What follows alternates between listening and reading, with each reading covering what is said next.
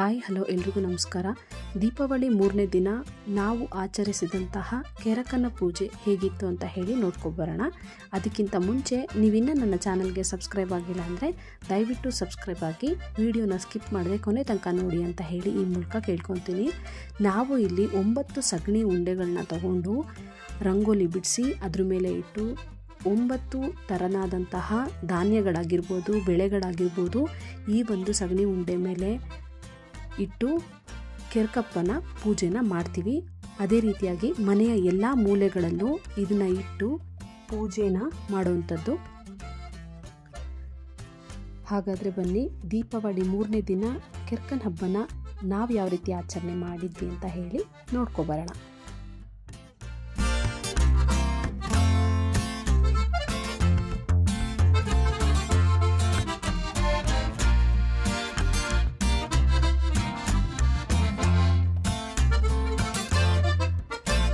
ಈ ಕೆರಕಪ್ಪನ ಪೂಜೆಯಲ್ಲಿ ನಾವು ಬೆಳೆಯುವಂತಹ ಧಾನ್ಯಗಳನ್ನ ಮುಖ್ಯವಾಗಿ ಪೂಜೆ ಮಾಡುವಂಥದ್ದು. ರಾಗಿ, ಭತ್ತ, ಸಜ್ಜೆ ಅಥವಾ ನವಣೆ, ಜೋಳ, ಹಾಗೆ ಔಷಧಿ ಗಿಡಗಳಾದಂತಹ ತುಂಬೆ ಹೂವು, ಉತ್ರಾಣಿ, ಅಣ್ಣೆ ಸೊಪ್ಪು, ಹಾಗೆಯೇ ಚೀನೆಕಾಯಿಯ ಕುಡಿ ಅಥವಾ ಅದರ ಹೂವನ್ನ ನಾವಿಲ್ಲಿ ಬಳಸಿದ್ದೀವಿ. ಹಾಗೆ ಚೆಂಡು ಹೂವನ್ನ ದೀಪಾವಳಿಯ ಸೀಸನ್ ಆಗಿರೋದ್ರಿಂದ ಇದ್ರ ಡೆಕೋರೇಷನ್ಗೆ ಅದನ್ನು ಬಳಸ್ಕೊಂಡಿದ್ದೀವಿ.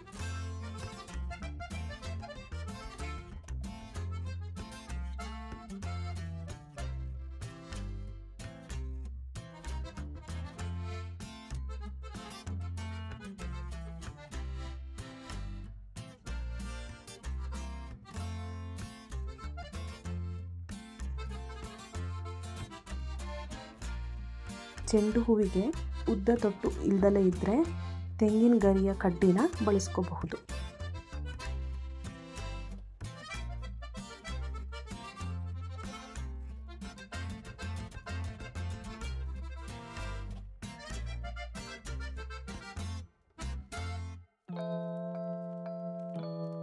ಪೂಜೆಗೆಲ್ಲ ರೆಡಿ ಮಾಡಿಟ್ಕೊಂಡಿದ್ವಿ. ಹಾಗೆ ಹಬ್ಬದ ಊಟಕ್ಕೆ ಎಲ್ಲ ತರಕಾರಿಗಳನ್ನ ಸೇರಿಸಿ ತರಕಾರಿ ಪಲ್ಯ, ಹಾಗೆ ಹೋಳಿಗೆ ಸಾರು, ಇಡ್ಲಿ, ಪಲ್ಯ, ಪಾಯಸ, ಕರ್ಗಡ್ಬು ಎಲ್ಲದನ್ನು ನಾವು ರೆಡಿ ಮಾಡಿ ಇಟ್ಕೊಂಡಿದ್ವಿ.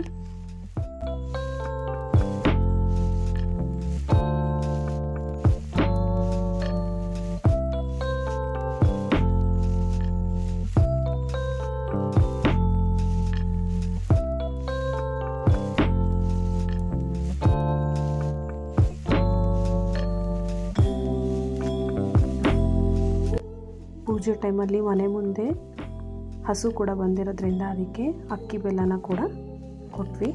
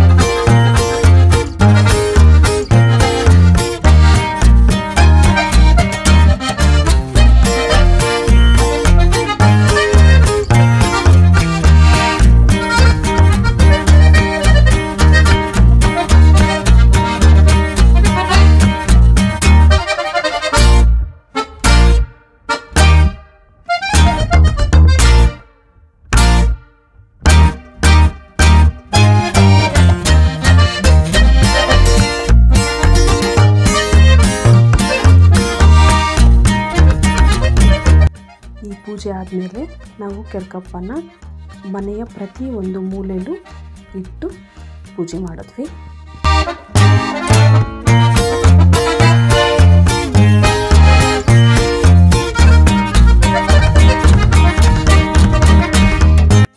ಈ ಕೆರಕನ ಹಬ್ಬದಲ್ಲಿ ನಾವು ಮಾಡಿರುವಂತಹ ಹಬ್ಬದ ಅಡುಗೆನ ಎಲ್ಲವನ್ನು ಈ ಒಂದು ಪಾತ್ರೆಯಲ್ಲಿ ಹಾಕಿ ನಾವು ಬೆಳೆಯೋ ಭೂಮಿ ಆಗಿರಬಹುದು ಅಥವಾ ನಮ್ಮ ಜಾಗದ ಆಗಿರಬಹುದು ಅಲ್ಲಿ ಅದನ್ನು ಹಾಕಿ ಬಲಿ ಹೊಡೆಯೋದು ಅಂತ ಹೇಳಿ ನನ್ನ ಗಂಡನ ಮನೆಯಲ್ಲಿ ಆಗಿನ ಕಾಲದಿಂದನೂ ನಡ್ಸ್ಕೊಬಂದಿದ್ದಾರೆ.